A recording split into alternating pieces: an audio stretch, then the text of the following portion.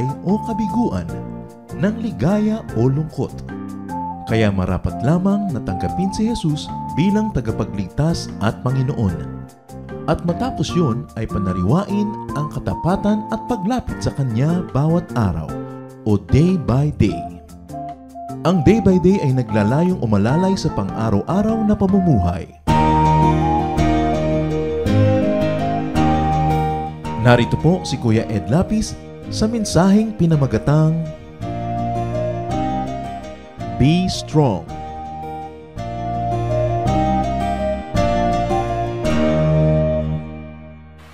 Weakness makes people fail. Kumisan, it's not the strength of the enemy that makes you fail, but it's your own weakness. Weakness turns people into slaves. That's why weak nations, weak countries become slaves of other nations. Weakness frustrates God's plans for people because God's plans cannot thrive where there is weakness among us. Ang mga dakilang mga lalaki at babae po sa Biblia, they were able to accomplish so many great things because they were strong, because they were able to conquer their weaknesses. And most blunders were committed because of people's weaknesses. Marami po tayong mga nagiging dahilan na maging talo, maging kawawa, dahil mahihina. Mahina ang loob lalo na. Christians are to be strong. Pwede niyo bang ulitin sa katabi niyo yon? With feelings? Dapat ang Kristiyano malakas. Kaya ang ating pag-aaral ngayon, binigyan natin pamagat, be strong. Heavenly Father, we pray for a strong message that may strengthen us. You are the God of strength, and you are the strength of our heart. Turo niyo po sa amin, Panginoon, ang tamang daan. Mangusap po kayong may kapangyarihan, malakas, nakapagbabago ng buhay. Continue, Lord, to cleanse us with the blood of Jesus. Purify our hearts, purify even our motives for being here today. And we pray that as you speak, we may not only increase in knowledge, but we may actually increase in godliness. May we be more and more like your Son Jesus, as we ponder your word, as you speak to us, as you enable us to change from glory to glory. So we ask you, Father, please be our speaker. We like to hear your voice. Lift up your name. Enrich us. Empower us with your word. We reject and rebuke all work and presence of evil. And we ask the Holy Spirit, descend upon us, set us free, enable us to be strong. Father, we praise you. We thank you. And all this we pray in Jesus' powerful name. Amen. Why be strong? Bakit kailangan maging malakas tayo? Anong dahilan? What's the purpose? So why be strong at all? First of all, Christians are to be strong because of duty to God and duty to His people. Mayroon tayong tungkulin na dapat gampanan na hindi magagawa kung tayo ay mahina. Dapat malakas.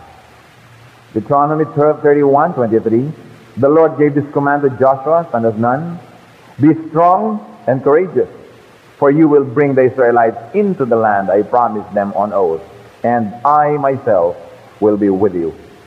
Malaki po ang misyon na ibinigay kay Moses ng Panginoong Diyos, ilabas ang Israel mula sa Ehipto. Pero malaki din ang misyon na ibinigay niya kay Joshua, ipasok ang Israel into the promised land. Yung mission number 1, lalabanan mo yung Egyptian para ka makalabas. Mission number 2, lalabanan mo ang napakaraming mga tao para mapasok mo naman yung promised land. So ang bilin ng Diyos sa kanya, be strong and courageous. Inihahabilin ko sa iyo ang isang buong bayan. Kailangang matupad ang ipinangako ko sa bayan na ito. Ikaw ang magiging instrumento ko. So you have to be strong and courageous.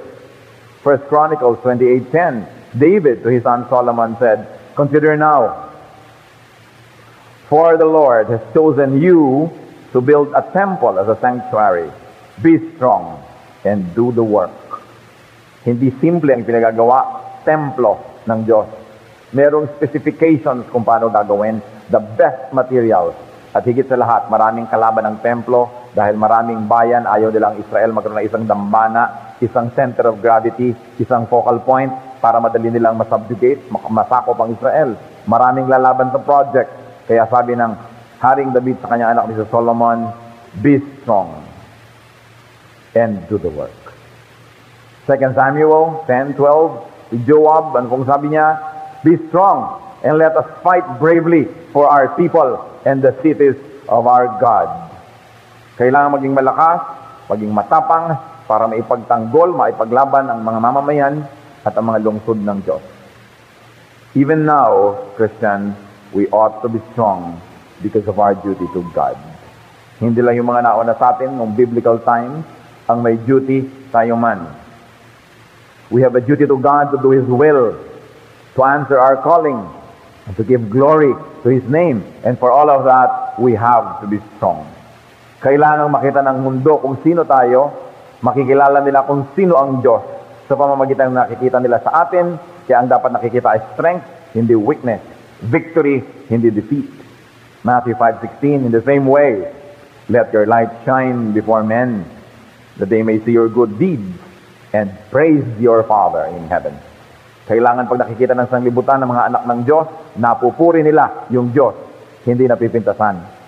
Hindi nga sasabihin, ganyan ba mga born again, ganyan ba yung mga ganito, nagba-Bible, walang kwenta, mga ginagawa nyo, walang kwenta, ang building nyo, bulok, mga sasakyan nyo, ganito, ang mga mic nyo, ayaw umandar.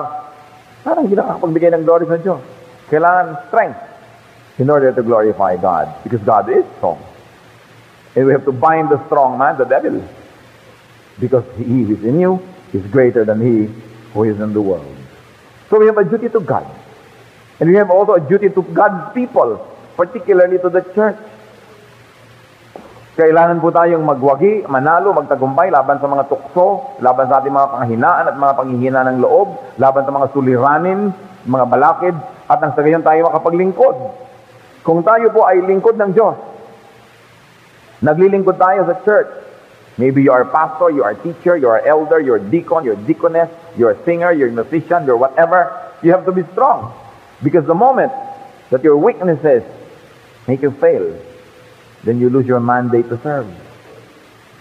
Kaya ang ginagawa ni Satan, ituktuhin ng mga Kristiyano dahil oras na bumigay sa tukso at napatid niya, nadapa, nagkamali, nawawala ng kapangyarihang maglingkod. At kung meron pa mang kapangyarihan, nawawala ng mukha na maglingkod, napapahiya, o kaya tinatanggalan ng karapatan ng mga ibang Kristiyano na maglingkod. At sabihin nila, ay, hindi yan pwede mag-serve kasi gano'n, kasi ganyan. So in the end, sa tama't mali ang treatment natin sa nagkakamali, in the end, it is Satan who wins. Kaya para tayo patuloy na makapaglingkod, kailangan strong tayo.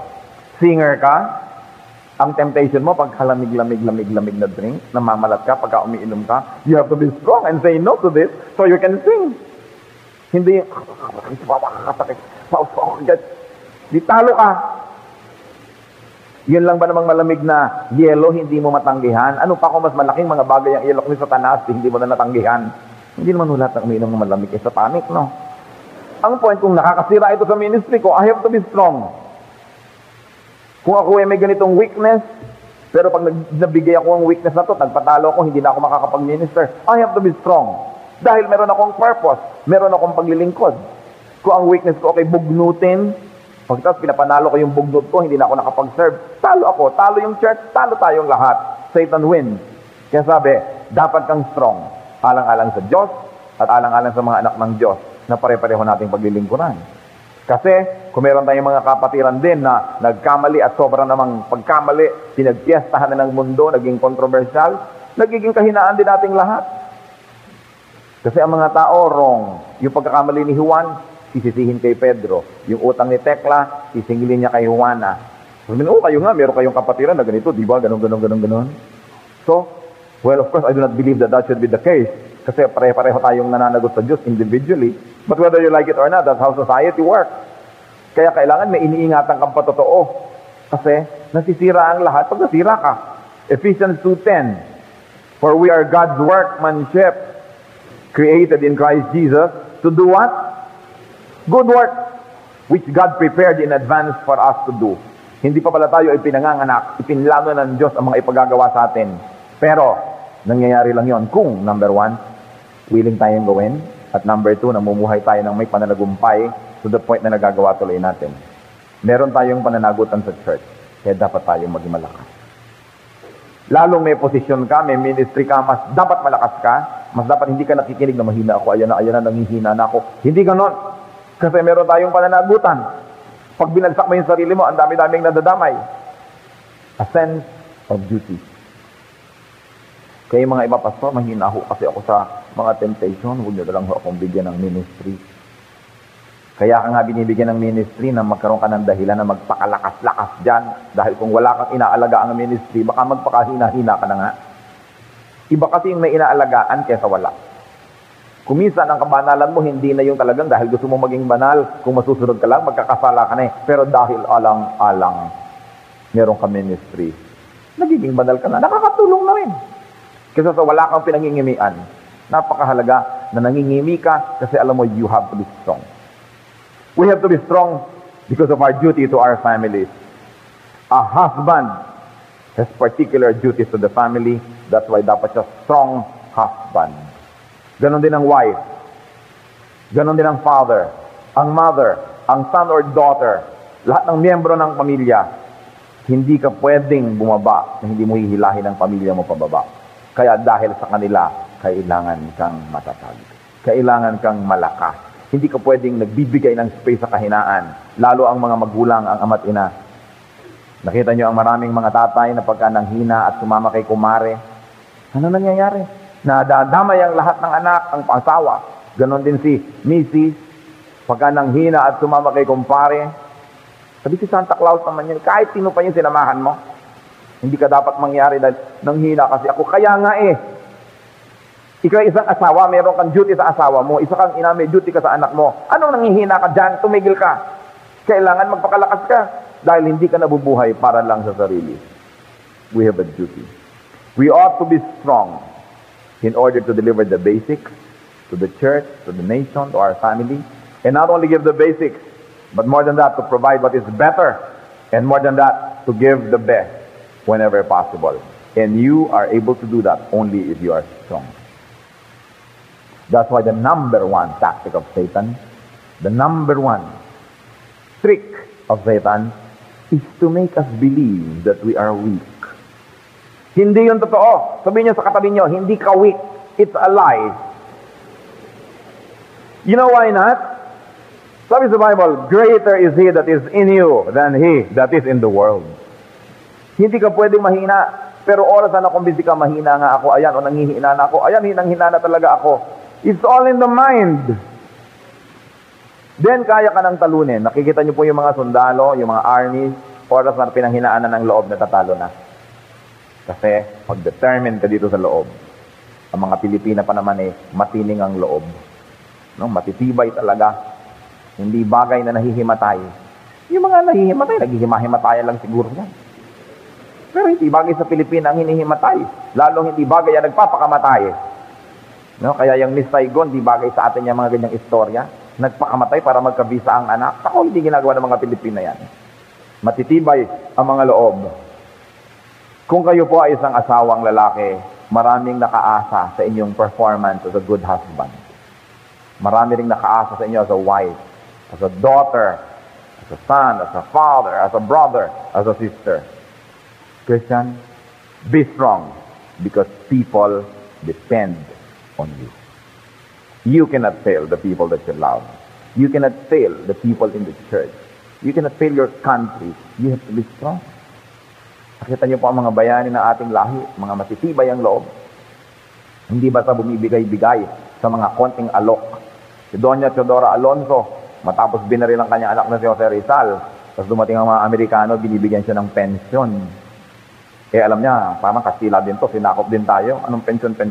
Ano yung sabi ni Doña Teodora? Although medyo mahirap ang finances nila ng panahon na yun dahil sobrang persecution ang nangyari, ang mga asyenda, sinamtam. Sabi niya, our patriotism is not for sale. At Ingles, in-English niya, mga ano. Matibay, Pilipina Hindi basta-basta naaalok ng konting ganun, bibigay na agad. Merong prinsipyo. Because she did not want to fail the memory of her great son and her great family. So, people depend on you. Mga tatay-tatay, kung kayo medyo susunod-sunod na kekembot-kembot dyan, isipin nyo, teka, hintay! Paano ang mga anak ko? Paano ang asawa ko? Paano mga biyanan ko? Anong mukha ang hiharap ko sa kanila? Kaya pag may tumutok-tutok ko, mga kabataan, may nangaalok-alok sa inyo ng mga kung ano, mga ecstasy at mga drugs at kung ano, isipin nyo, teka, anong gagawin ko sa nanay ko? Anong gagawin ko sa tatay ko? Nanakawan ko sila later para masustain ko to? Magsisinungaling ako sa kanila. Anong mukha ipapakita ng mga lola ko sa mga lola-lola sa kanilang mga pagtitipon? Kung ganito ang ibibigay, kung batik sa aming pamilya, hindi kayo nabubuhay para lang sa sarili. Dapat tayo malakas. Napakahalaga yon. Isa pa, duty to God, ang inisip natin kanina, why we should be strong. There's another reason why we should be strong. It is duty to self. Tungkulin nyo din sa sarili na maging matagumpay. Si Paul, sa 1 Corinthians 9:27, so niya, no, I beat my body and make it my slave, so that after I have preached to others, I myself will not be disqualified for the prize. Even Paul thought of himself. He also thought of his well-being. Na kahit nagtuturo siya sa maraming mananampalataya, siya man ay hindi lang hanggang turo lang, kailangan may performance din siya. Dahil sabi niya, kailangan may premyo din ako at sa lagay kayo lang. Iniisip din niya ang kanyang sarili. Good stewardship begins at home. Good stewardship begins with yourself. Why? Why must you be strong? Because weakness leads to slavery. Lahat ng mga taong mahina ang loob, mahina ang paninindigan, nagiging alipin ng iba. Hindi ka makatanggi. Niyayaya ka magpunta doon, ayaw mo sumama, pero hindi ako makatanggi, nakakahiya. Kaya kalagyan ka, kasama ka, ba't ka nandito? Ayoko naman talaga, pero napilitan lang ako. O bakit kinain mo yan? Kasi hindi ako makatanggi. O bakit ganyan yung ginagawa mo? Kasi hindi ako makatanggi. Pag hindi kayo marunong tumanggi, wala kayong strength, alipin kayo ng iba. Sayang ang buhay nyo. Dahil yung buhay nyo, ipapamuhay nyo for the pleasure of others. Kailangan ang tao strong para hindi siya inaalila, kinakawawa ng iba. Iba yung tayo yung naglilingkod, halos para ka ng alila na kusang naglilingkod. Iba yung kusa dahil gusto mong tumulong, at iba yung ayaw mo naman pero wala kasi ka rin lakas ng loob eh. Kaya ka ganon. So we have to be strong.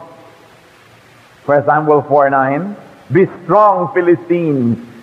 Sabi ng kanilang cheerleader, be men, or you will be subject to the Hebrews as they have been to you. Be men and fight. This was the shout before the war. Magpakalalaki kayo, magpakatibay kayo, magpakalakas kayo, at kung hindi, magiging alipin kayo ng mga Hebrew. Yun ang sabi ng kanilang cheerleader. Sa buhay, ganun din. Kailangan tayong strong. What's wrong with weakness? Weakness frustrates freedom. Weakness frustrates full development. Weakness frustrates fulfillment. People of God, remember this. Be strong, and you will be free. Be strong, and you will remain free. Especially from Satan. Only weak characters lean on strong drink. If you need strong drink, o bakit ka naman naglasing? Kasi hindi ako makapagsalita, kailangan ko malasing na konti. O bakit yung naglasing ka? Kasi hindi ko magawa. Kung hindi ako lasing, it means it's a very weak character. But it has to lean on strong drink. But you can lean on the strength of the Lord and say whatever has to be said, especially if it is the righteous thing to do. Why else be strong? Because it is faithfulness to God's will and to God's design. We were not designed to be weak.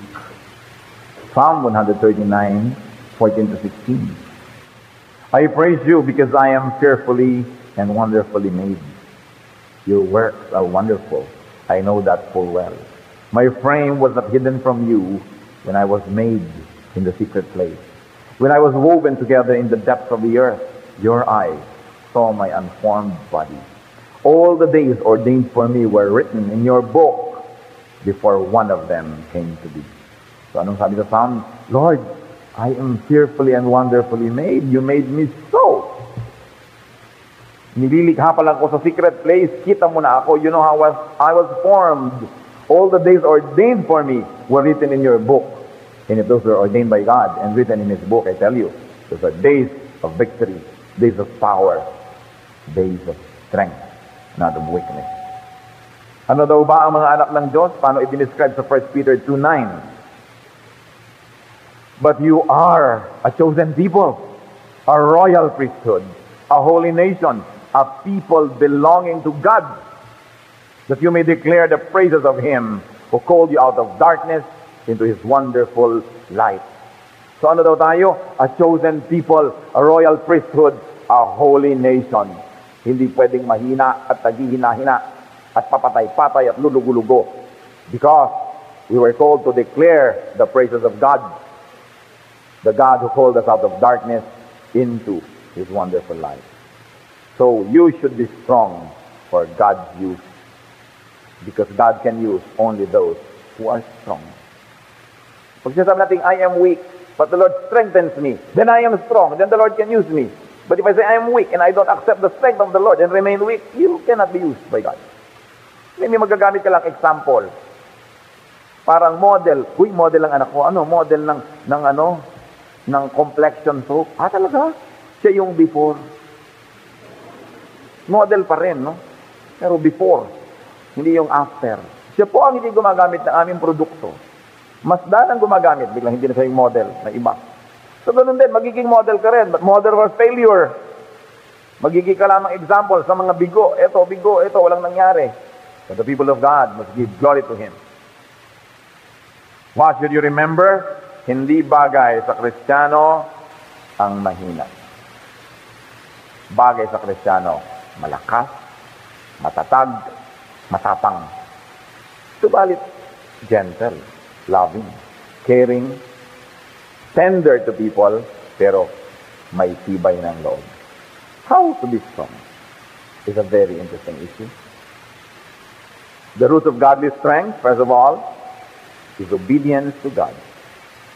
When you obey God, you are strong. And you will be stronger by the day.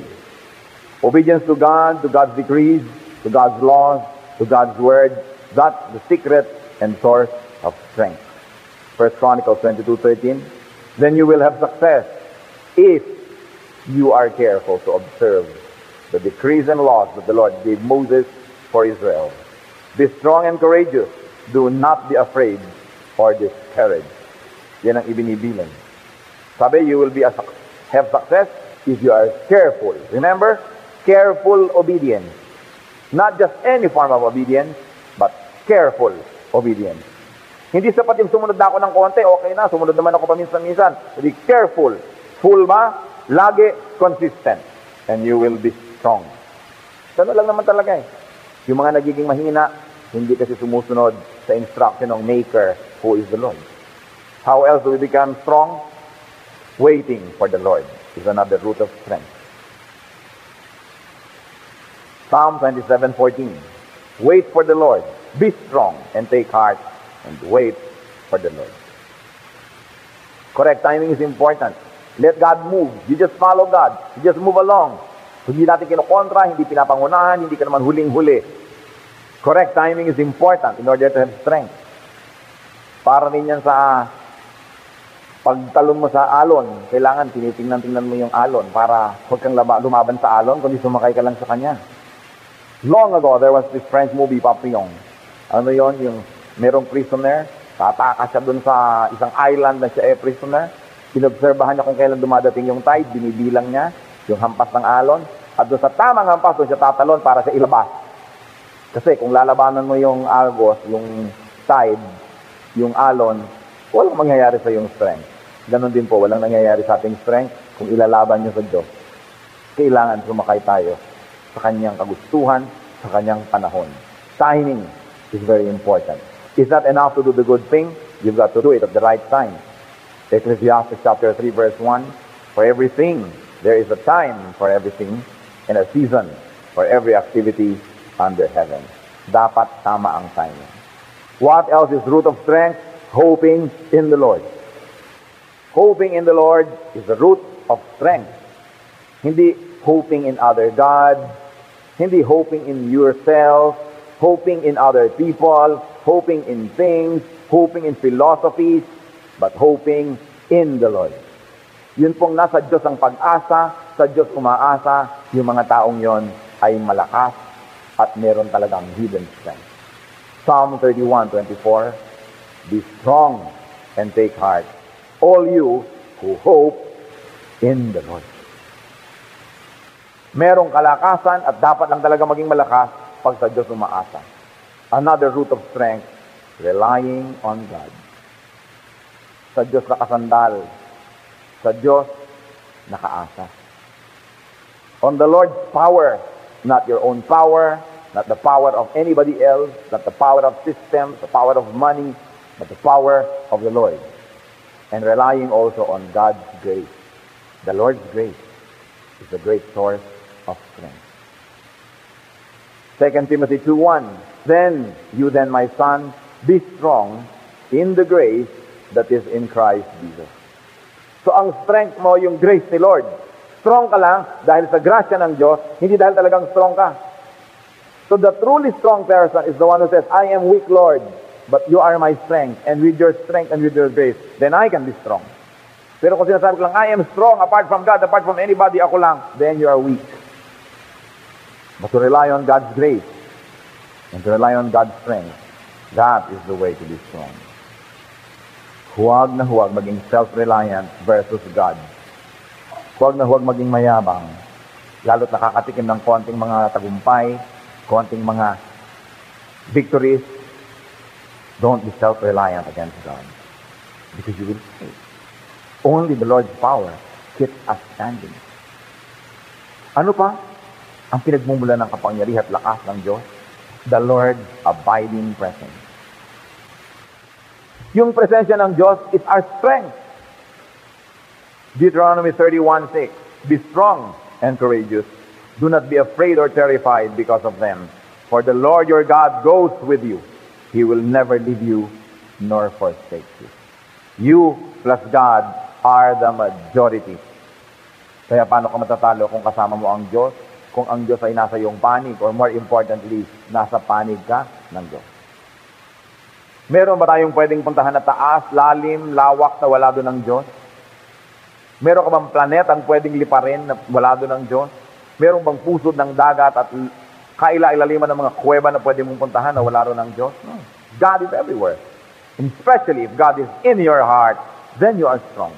How can you lose when the Creator of the universe, the God of gods, the Lord of lords, is in your heart? How can you be weak? How can you even dare to call yourself weak if God is in your heart? You are insulting God, who is our strength. Kaya kasi nung alingan yan, mahina ako, hindi yun totoo. Satan is the father of lies, and he will not be called the father of lies if he was not so successful in selling his lies. And one of that is that we are weak. Yes, on our own we are, but with God, we are strong.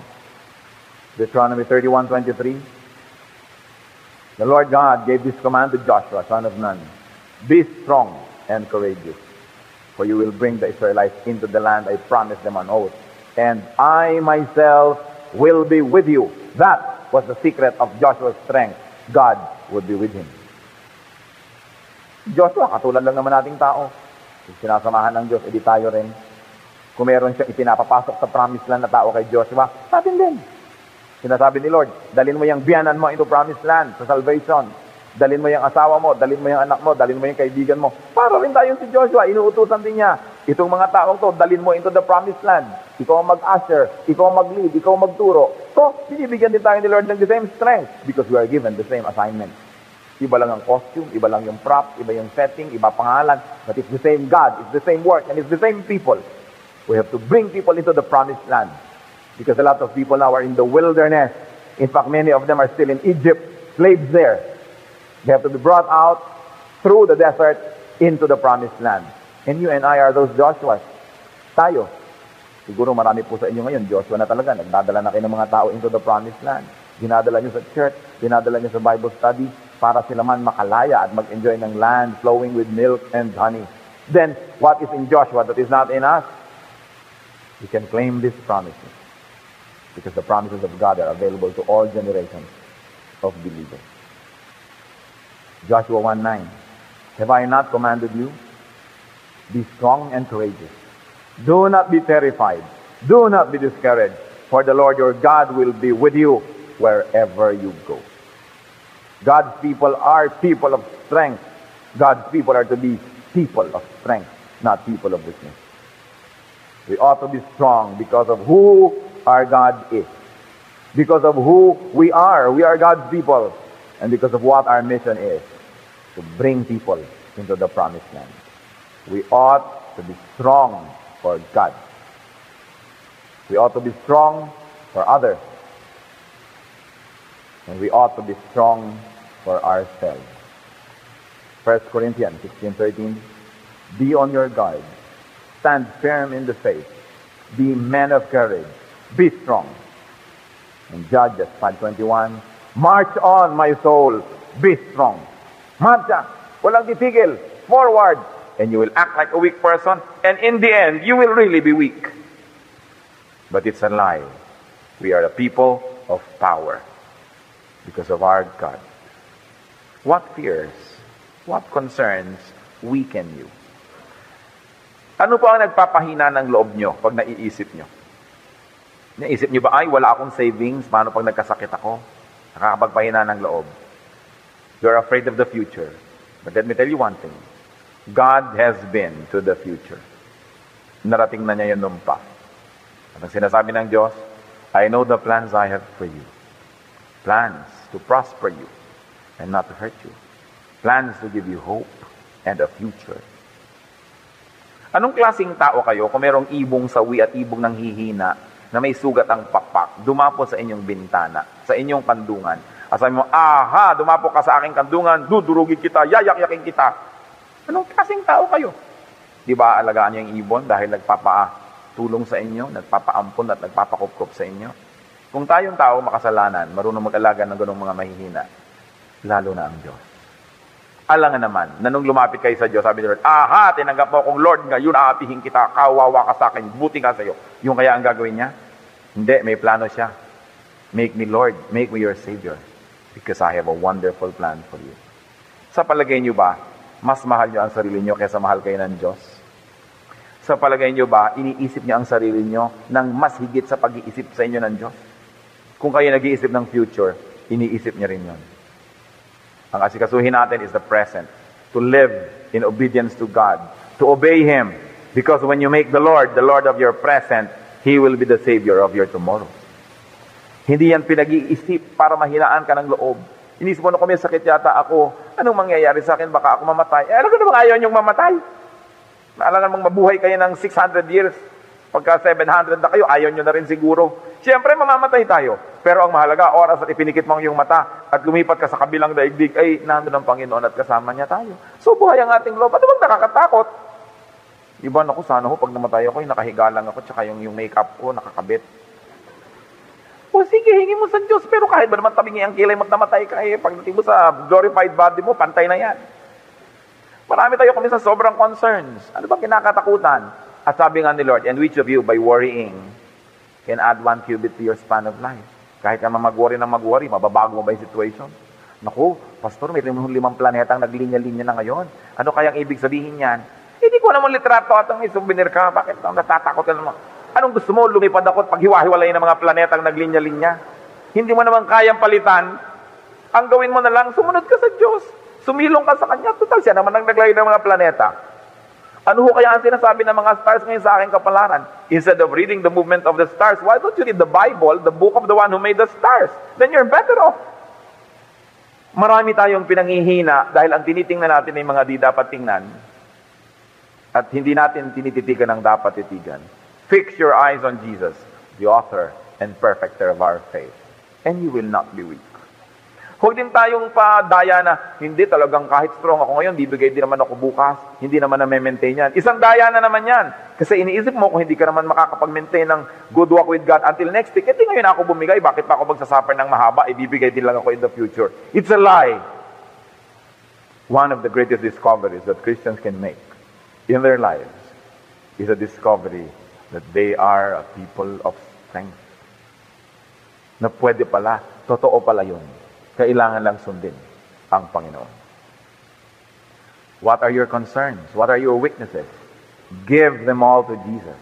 Jesus died for them. Ang mga weaknesses natin, mga concern, kaya nga namatay si Kristo dahil lahat dyan. Ba't yung pa dinadala? Para na naman yung paborito kong sari-sariwain na kwento na merong isang nagdadrive ng pick-up, may nadaanan siyang mama na may buhat-buhat, ang bigat-bigat na isang kabangkong Sabi niya, sakay na kayo sa likod, nahihirapan kayo Sumakay naman ng mama. Nung malikod-likod nung nagdadrive yung pasahero niya sa likod, ama, pasan pa rin niya yung kanyang buhat. Sumakay nga pero dala pa rin. Kaya nga pinasakay para bitawan na Ganun ang relasyon natin sa Diyos. Sasabi niya, tanggapin mo na ako. Come to me, all of you who are tired and heavy laden, and I'll give you rest. Pero yung iba ayaw mag-rest kasi ayaw magtiwala sa Diyos. Gusto nila, sila lagi ang nagkokontrol ng buhay, sila lagi ang nagpapaandar ng lahat. Wala tuloy katahimikan. Ba't di mo ibigay sa Diyos? Iba, Lord, ito po ang weakness ko, ito concern ko, ito po mga alalahanin ko. Amen. Akin na uli. Mabigat na naman ng loob pagka-pray. Pag ipinanalangin nyo na, binigay nyo na pala, hayaan nyo ng solve ng Diyos. Problema nyo yun, total Diyos siya. Bakit nyo pinaproblema, hindi nyo kaya? Kahit naman problema ka naman problema, wala pa rin nangyari, pumangit ka pa. Ibigay sa Diyos. Kaya nyo bang sabihin nyo, really, Lord, I give this all to you. Even my life, even my death, my health, my sickness, my wealth, my poverty, I give it to you. Total kayong Diyos. Alam nyo yung future, hindi ko alam. Well, susunod na lang ako sa inyo. I'm giving this to you. At kung nangihina kayo, kung tayo ay dumarana sa mga panghihina, meron tayo isang dapat tandaan na verse. Psalm 23:26. Let's read it aloud, church. My flesh and my heart may fail, but God is the strength of my heart and my portion forever. Huwag niyong kakalimutan yon. God is the strength of my heart. Not my husband, not my wife, not my sweetheart, not my daughter or son, not my money, not my career, not my beauty, not my popularity, but God is the strength of my heart. And if God is the strength of my heart, and if God is everywhere every time, and if God does not leave me, nor desert me, and if God is always powerful, and if God is greater than He that is in the world, then I am strong. Let's bow before the Lord and think about this. Ano-anong area of your life dinadaya kayo ni Satan na kayo'y weak? It's not true. You are a people of power. A chosen people. A holy nation. We were fearfully and wonderfully made. Greater is He that is in you than he that is in the world. While heads are bowed, I like to pray for people na nanghihina ang loob. We will pray and ask God to dramatically give you that strength which He has given you anyway, but you probably do not notice.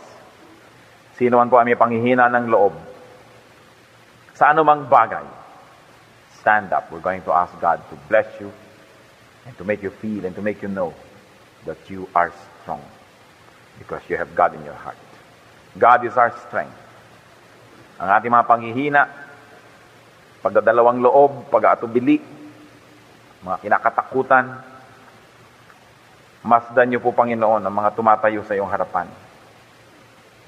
Mga anak niyo. Na unang-una ay umaamin at kumikilala na isang pagkakamali na naigagapi kami ng hina, ng takot. Panginoon, kayo po na makapangyarihan. Kayong maibigin, kayong mahabagin. Pagkalooban niyo, Panginoon, ng maliwanag, malinaw, na kapangyarihan at power ang iyong mga anak. Everyone who stands before you right now, everyone who calls upon the name of your Son, Jesus, everyone who stands because they believe in you, God of Moses, God of Abraham, give everyone the strength that comes from your throne of power, that flows to the kind heart of Jesus. Give power, give strength to your people. Lord, may it be physical. May it be mental power. May it be emotional strength. And above all, spiritual strength. Give them all, Lord, in portions that overflow, because you are a God of abundance. As His people stand before you, I ask you, touch each one. And let your strength be ours. And may our mind realize that we are a people of strength. And may we live a life of victory.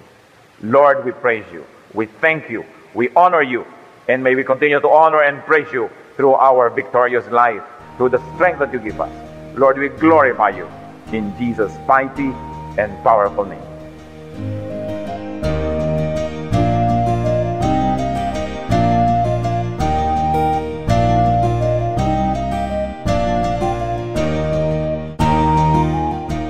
Ang katatapos pong mensahe ni Kuya Ed Lapiz ay pinamagatang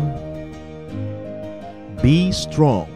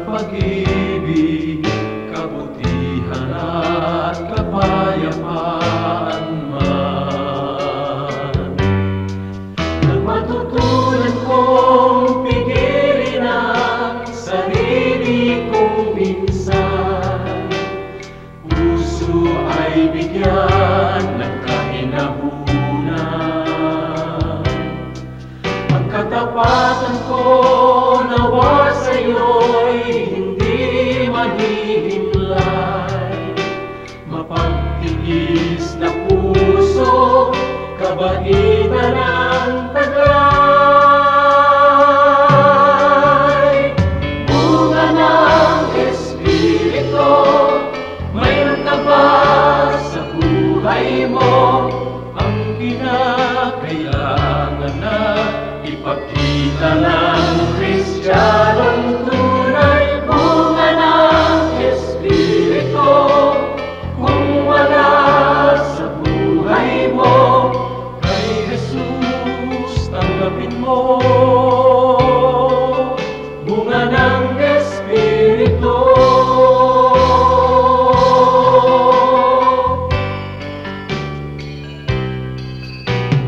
Kay Jesus tanggapin mo. Bunga ng Espiritu.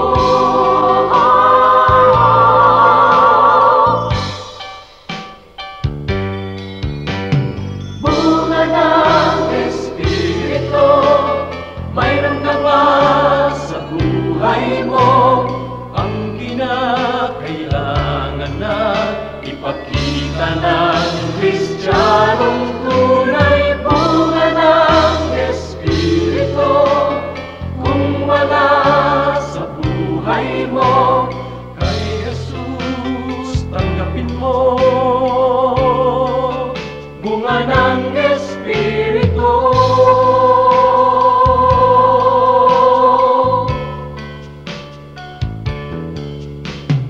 Kay Jesus tanggapin mo. Bunga ng Espiritu.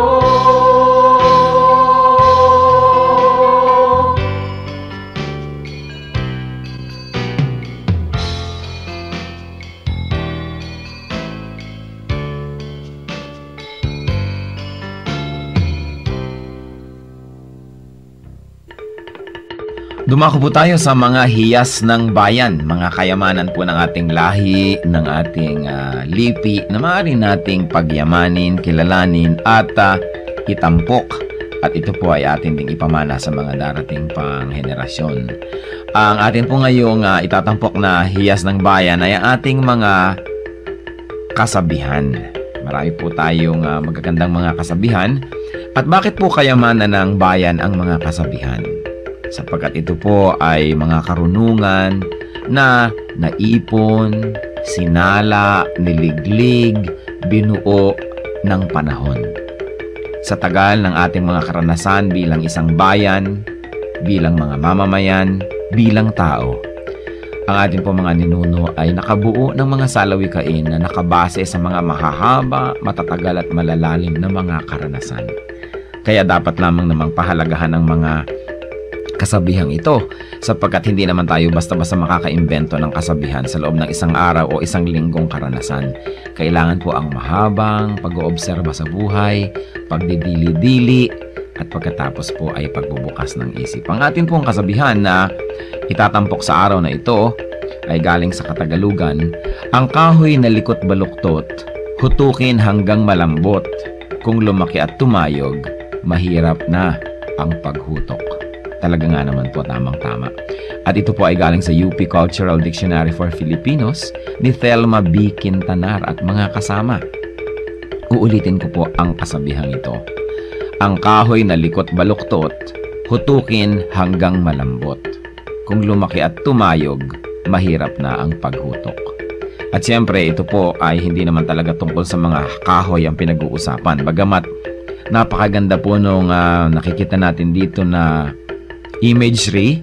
Yung kahoy nga naman na puno habang maliit pa lang at malambot pa ang mga sanga at malambot pa ang katawan at medyo likuyan o baluktot o kung saan-saan pumupunta kayang-kaya pa nating hutukin, lagyan ng suhay at iurong dito o kaya ay patigasin sa ganong patungong direksyon.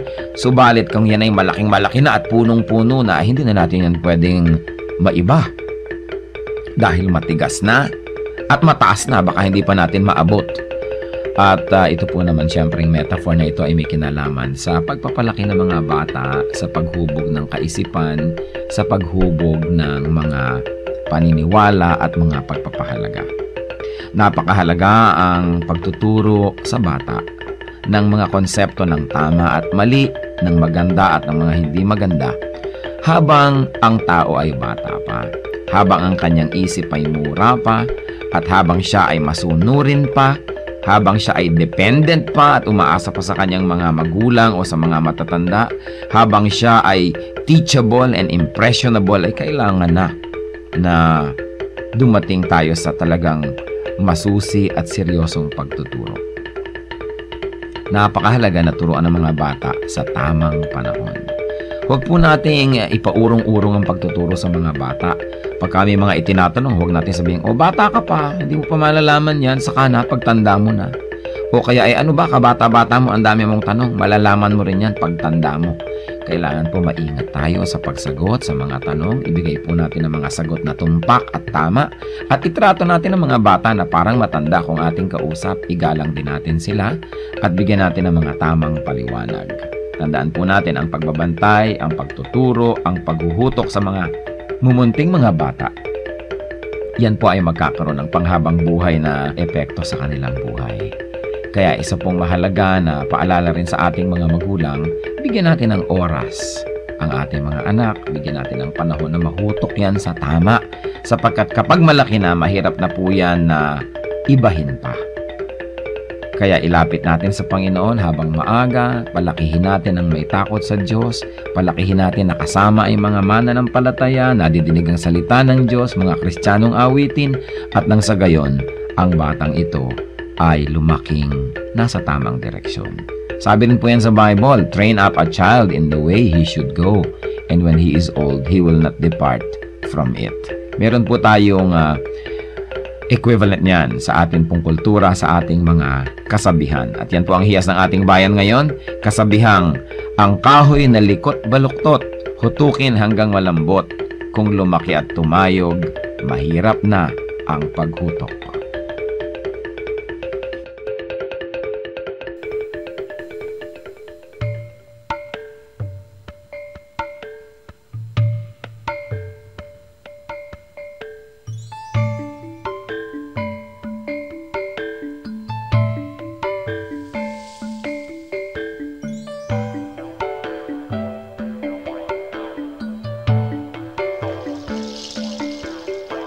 Sa aking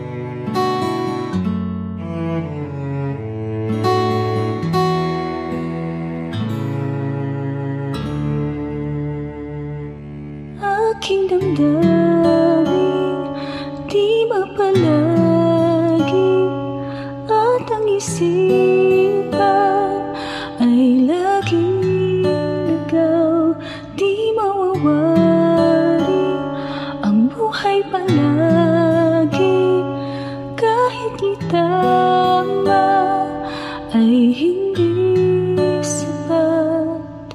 Nais kong itamang lahat, ngunit iabot at di sapat. Jesus, kailangan kita. Jesus, hindi mangangamba. Jesus, pag-ibig niyo'y iba di mapapantayan kahit na sinuman. Jesus, kailangan kita. Jesus, sa'yo'y hindi mangangamba. Jesus, sa piling niyo ako'y laging may pag-asa.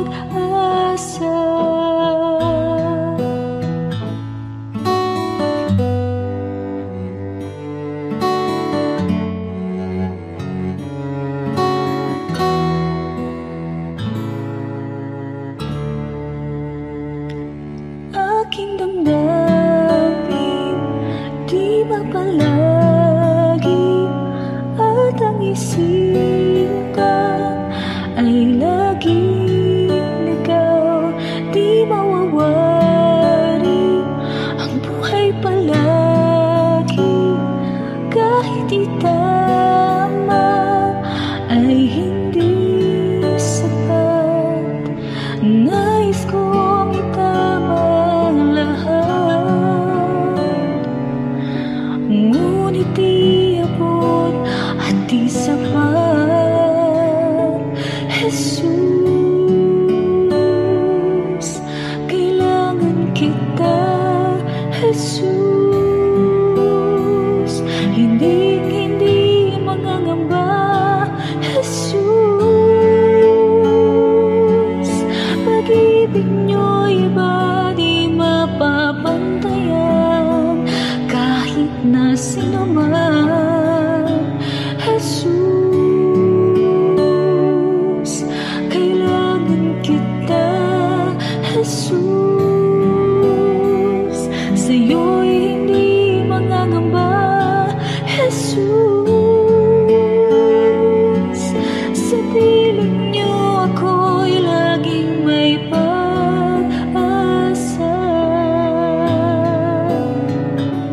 Jesus, kailangan kita. Jesus, hindi mangangamba. Jesus, pag-ibig niyo'y iba.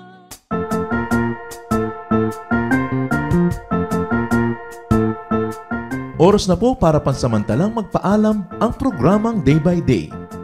Tayo po'y magsama-sama tuwing ika-6 hanggang ika-7 ng umaga, araw-araw. Magandang umaga po at mabuhay ang Panginoong Hesus!